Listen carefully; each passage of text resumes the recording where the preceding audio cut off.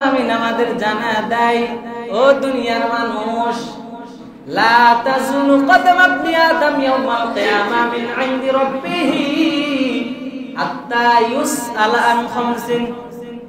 কাল কিয়ামতের ময়দানে বনি আদমের সন্তান পাঁচটা বিষয়ের জবাব না দেওয়া পর্যন্ত আল্লাহর আদালত থেকে ছাড় পাবে না।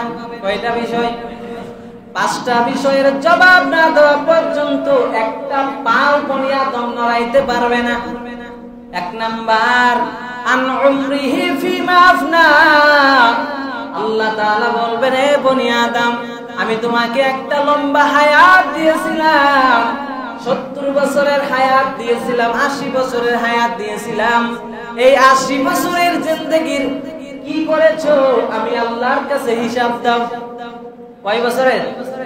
যতদিন আল্লাহ হায়াত দিবেন পুরা হিস্টোরির আল্লাহ তাআলা হিসাব নেবেন, যে পুরো হায়াতটার হিসাব তুমি দাও। দেওয়া সম্ভব হবে? তাহলে যদি এগুলো থেকে বাঁচতে চান কি করতে হবে? নেক আমল করতে হবে। কি আমল? নেক আমল। গুনার কাজ করা যাবে না। 2 নম্বরে ধান্দা করা যাবে না। একটা মামলার ক্ষেত্রে আমরা কত কিছু 2 নম্বরে করি, যে হ্যাঁ আমি দেখে দিব, মোবাইল করে বলতেছে আমার 2000 দিস, বিচার মেটাই দিব। হয় কি হয় না? কথাগুলো বুঝতেছেন না আপনারা? তো এই যে 2 নাম্বারই করলেন, 2000 টাকা কি খুব বেশি টাকা? আপনি কি 2000 টাকা হালাল ভাবে কি করতে পারতেন না, উপার্জন করতে পারতেন না? কেন আপনি হারাম নিলেন? আপনি কেন নিজের ভিতর হারাম ঢুকাইলেন? আল্লাহ তো আপনার আরো 10 বিঘা সম্পদ দিয়েছে, কেন আপনি সুদের মধ্যে টাকাটা লাগাইলেন? আল্লাহ তো 10 বিঘা দিয়েছে, এগুলো করেই খাও। এখন তো মাশাআল্লাহ ভুট্টা, ধান সবগুলো আবাদ হয়, ফসল হয়। একটা ভুট্টা লাগাইলে 40-50 হাজার বিঘাতে এমনি দাম লাগে যায়। তো আপনার কেন 2 নম্বরে করতে হবে ভাই? আল্লাহ তো সম্পদ দিছে, আল্লাহ তো মাহরুম করে নাই। যারা ভ্যান চালাই খায়, রিকশা চালাই খায়, অটোর ড্রাইভারি করে খায়, আবার সপ্তাহে 2-3টা কিস্তি চালায়, তাদের ঘরের খোঁজ খবর নেন কি অবস্থায় জিন্দেগি কাটাচ্ছে। আর আল্লাহ আপনাকে কত সুখে রাখছে, আপনি এত সম্পদ। হেই, গত বছর 25 মণ ধান হয়েছিল, এবার 20 মণও হলো না, শুকরিয়া নেই। গত বছর বিঘায় 25 মণ করে ধান হয়েছিল, এবার 20 মণ, তাও ধানে হয়নি। চিন্তা করছেন? ধান ছিটানোর সময় ছিটাইছেন কয় কেজি বিঘায়? কথা বলেন না কেন? 1 বিঘায় কয় কেজি? 5 কেজি। 1 বিঘায় 5 কেজি ধান ছিটাই যদি 20 মণ ধান পান, তার কি দরকার? কথা বুঝেন না কেন? আপনি 5 কেজি ধানকে 6 কেজি বানান তো, ঘরে গুডাউনে রাখে, দেখি পারেন কিনা।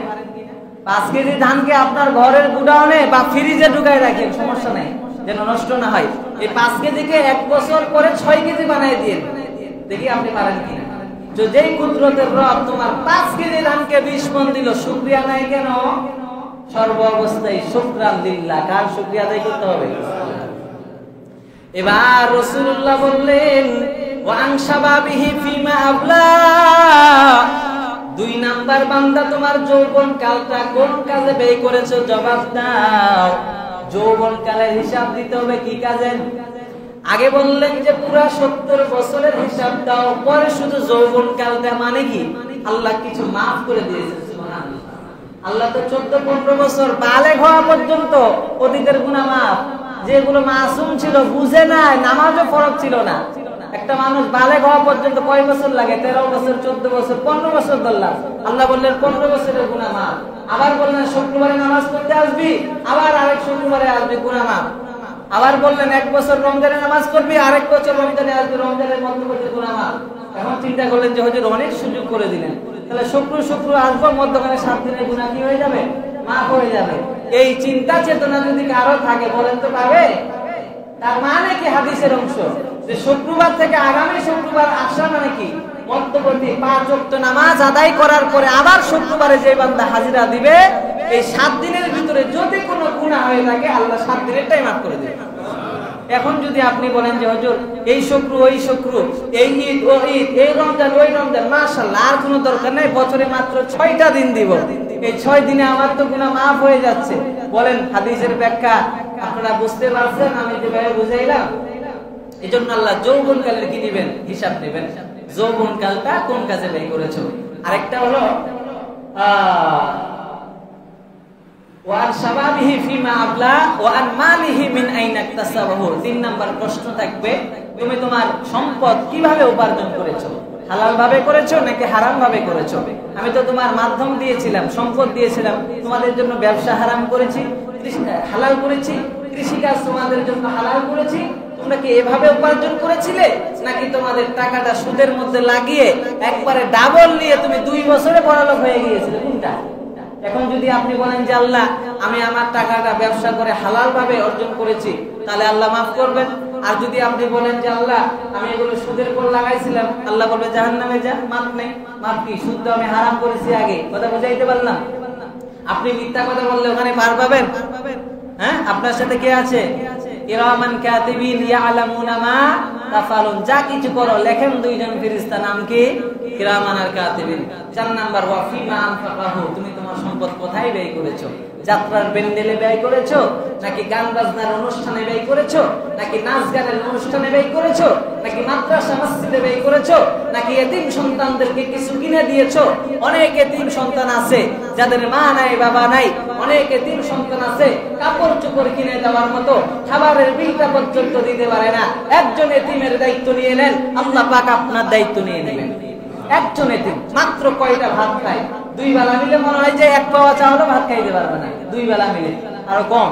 এই একজন এতিম সন্তানের জন্য যদি দৈনিক 50 টাকা খরচ করেন, আল্লাহ পাক আপনার জিম্মাদারি নিয়ে নেবেন। অথচ কত টাকা নষ্ট করে ফেলেন। 2000 টাকার সেট কিনা দরকার মেয়ের জন্য, ছেলের জন্য 5000 দিয়ে কিনে দিচ্ছেন, তাও তোমার সম্পদ আছে। কিন্তু আপনি যদি একজন এতিমকে যদি লালন পালন করেন, এতিমের দেখাশোনা করেন, আপনার ছেলে নাই মেয়ে নাই, একজন এতিমকে যদি আপনি দেখাশোনা করেন, আল্লাহ পাক কাল কিয়ামতের ময়দানে আপনাকে নিরাপদে জান্নাতে পৌঁছায় দেন। ওয়া মাজা আমিলা ফিমা আলিমা, 5 নাম্বার হলো তুমি যা জ্ঞান অর্জন করেছিলে সেই জ্ঞান অনুযায়ী আমল করেছিলে কিনা সেটার জবাব দাও। এই জবাব যদি আমরা দিতে পারি জান্নাতে যাব। এই 5 প্রশ্নের জবাব দিতে না পারলে আমরা কোথায় যাব? জাহান্নামে যাব। লম্বা আলোচনা করার সুযোগ নাই। আজকের আলোচনার বিষয়বস্তু কি ছিল? কথা বলেন সবাই। অপচয় ও অপব্যয়। প্রতি শুক্রবারে আমার একটা টপিক থাকে, এগুলো খেয়াল করবেন, তাহলে কিছু শেখা যায়। কি বলেন? প্রত্যেক জুমায় যদি আলাদা আলাদা একটা করে বয়ান করা যায়, তাহলে আমরা কিছু আমল করতে পারি। আজকের বয়ানটা কি ছিল? অপচয় অপব্যয়। আল্লাহ তাআলা অপচয়কারীকে কি করেন না? পছন্দ করেন না। আল্লাহ তাআলা আমাদের সবাইকে অপচয় হতে বেঁচে থাকার তৌফিক দান করুন। ওয়া মা আলাইনা ইল্লাল বালাগ। আসসালামু আলাইকুম ওয়া রাহমাতুল্লাহি ওয়া বারাকাতুহু। যারা সুন্নাত পড়েন নাই দ্রুত সুন্নাত পড়ে নেন।